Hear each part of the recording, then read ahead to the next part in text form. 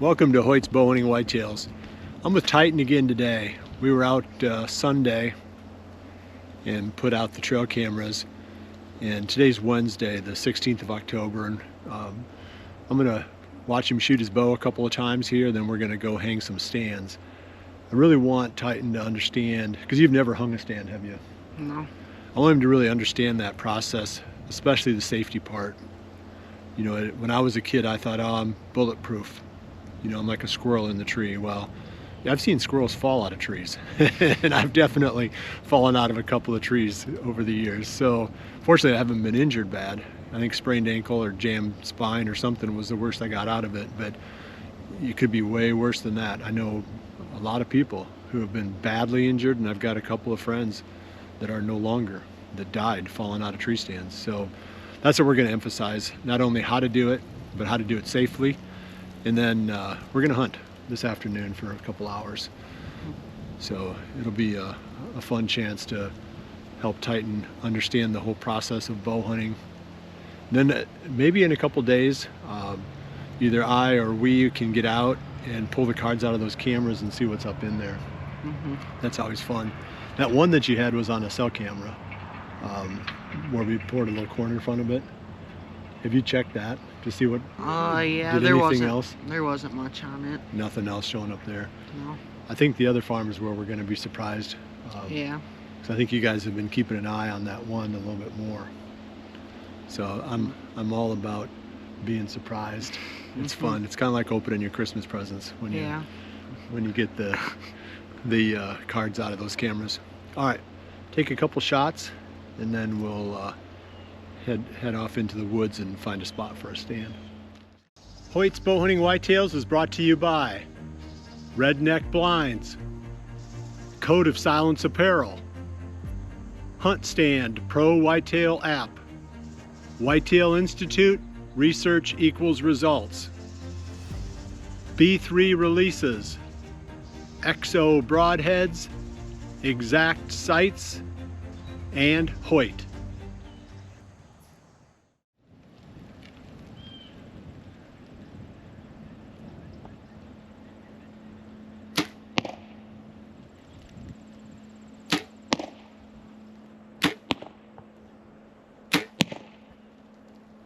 So there's a couple things that have jumped out at us with Tytan's setup.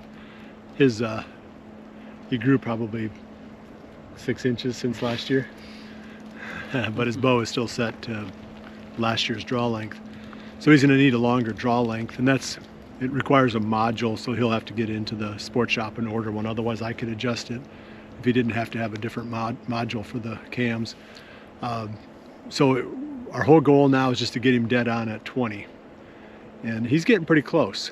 You know, he's a good natural athlete, so shooting a bow for him is, you know, pretty easy. The main thing we're looking at now is just, you know, trying to hold the follow through, you know, stay focused on the spot you're trying to hit until the arrow hits there.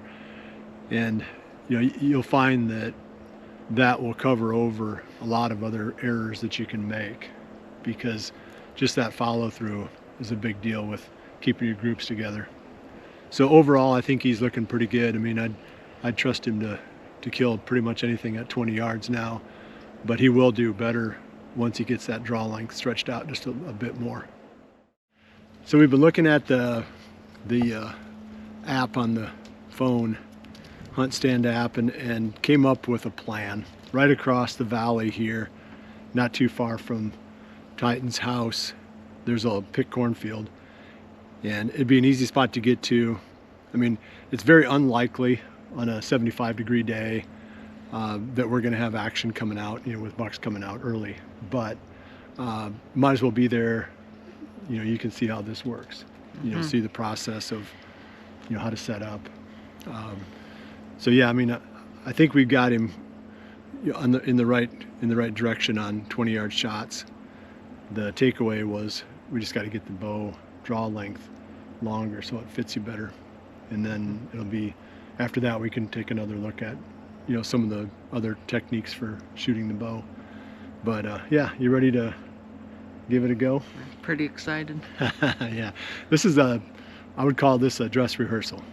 You know, this is like This isn't the main performance. The main performance is going to be sometime around Halloween and after. This is just learning the, how to go about doing it. So yeah, it'll be fun though.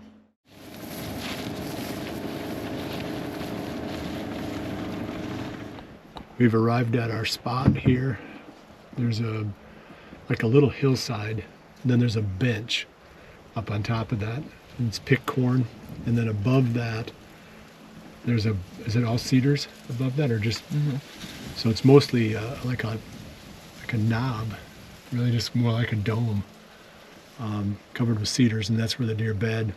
So the thought is we can sneak up this little draw that leads up to the bench, then we'll set up somewhere near the top of that. And we're throwing this together without any scouting, so it's going to be kind of like winging it, going flying by the seat of your pants a little bit, but that's okay. Our mission is not necessarily to fill a buck tag this evening, although that would be pretty cool.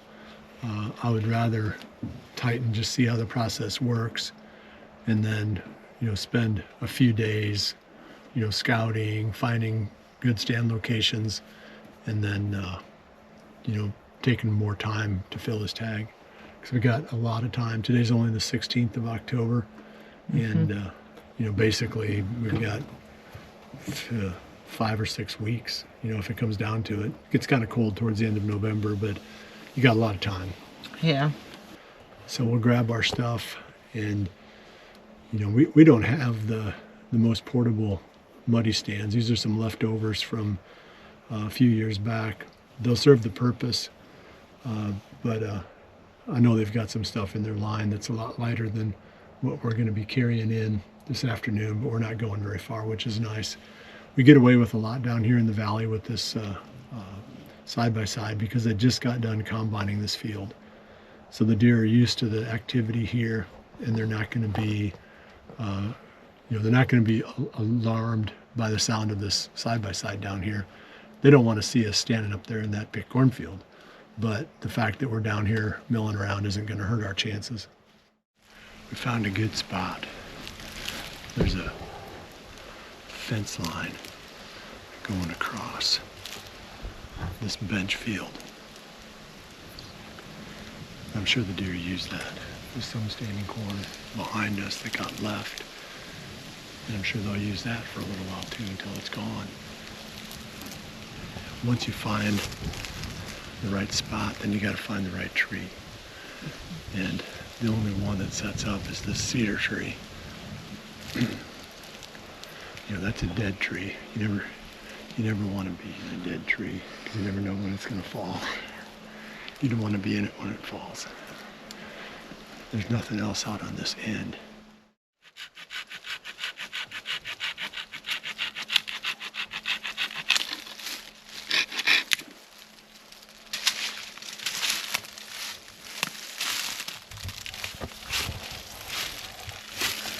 So for safety reasons, you always want to cut off all the dead branches going up, stuff that wouldn't hold your weight, because when you come down in the dark, you're not going to know which branches you're stepping on. Yeah.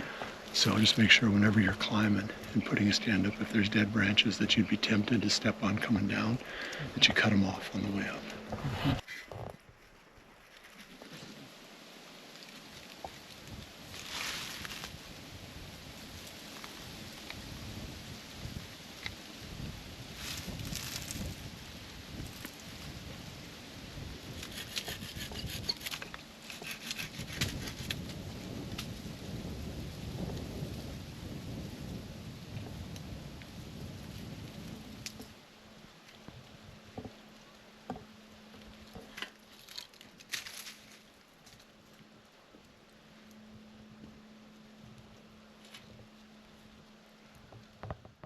Well, I'm not sure if I taught Titan how to put a tree stand up safely or not, but I definitely taught him how to put one up slowly. The older I get, the slower I get on putting these things up, but it's always a trick hanging 2 stands in a tree. The first one always makes sense and it goes in easy, but the second one you got to try to figure out how to get it wedged in somewhere so that you can get 2 people up here and still be sort of hidden. This spot, I mean, it's a pretty cool spot.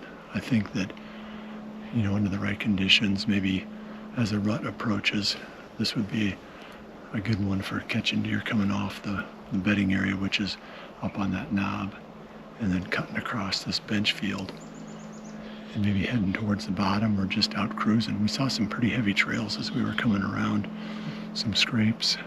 I think there's a lot of potential here. And whether this is a perfect tree or not, I mean, we just went in blind using the Hunt Stand app and just kind of picked the first spot that made sense. More of a dress rehearsal than anything. Is it the first time you've been in a tree? Yeah. So there's a lot of learning curve left. You know, and I'll probably hang a couple more for him before I cut him loose. Maybe he could do another one. We just got to make sure he's safe. That's the main thing. And you know, as long as he's watching all of his, you know, all of the safety precautions, I'm not worried about just saying, hey, go hang that one.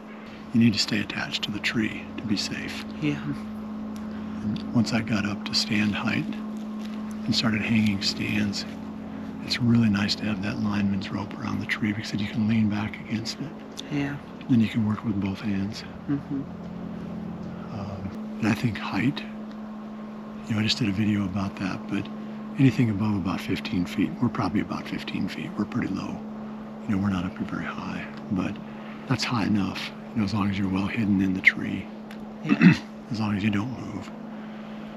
So I'm going to put this camera away and grab the other one and just see if something comes out here this evening.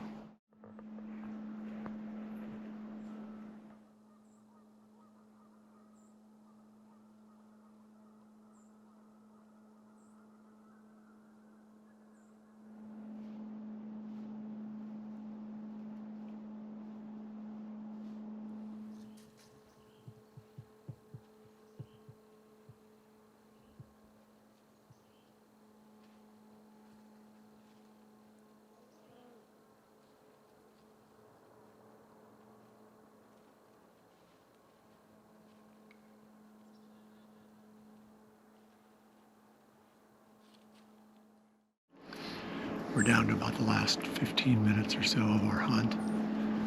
It was nice to see that little buck. The wind dropped right off. And when it died, it must have flickered up in that direction, kind of swirled that way. Yeah. He smelled something. He didn't really, you know, he didn't spook really, but he wasn't comfortable anymore. So he ended up leaving. He's still over on the other side of the cornfield somewhere, but he left this area. The stand has potential. I won't say it's the perfect stand that I've ever hung, but it was kind of fun to at least have a buck come by. Yeah. But we'll keep after it. When we start pulling the cards out of these cameras, I'll do another episode and, you know, we can show you what's on those things and maybe we can find a target for Tytan or more than one target. I know his uncle is looking for some bucks too, so that'll be good because he's been combining corn and they're starting to wrap up. He figures by Halloween he might be able to do some hunting too. So one way or the other, we'll find some bucks for somebody to hunt. Well, I appreciate you joining me. We'll see you right back here again tomorrow for the next episode of Hoyt's Bowhunting Whitetails. And remember to always dream Big. He doesn't know that you have to whisper when you're deer hunting.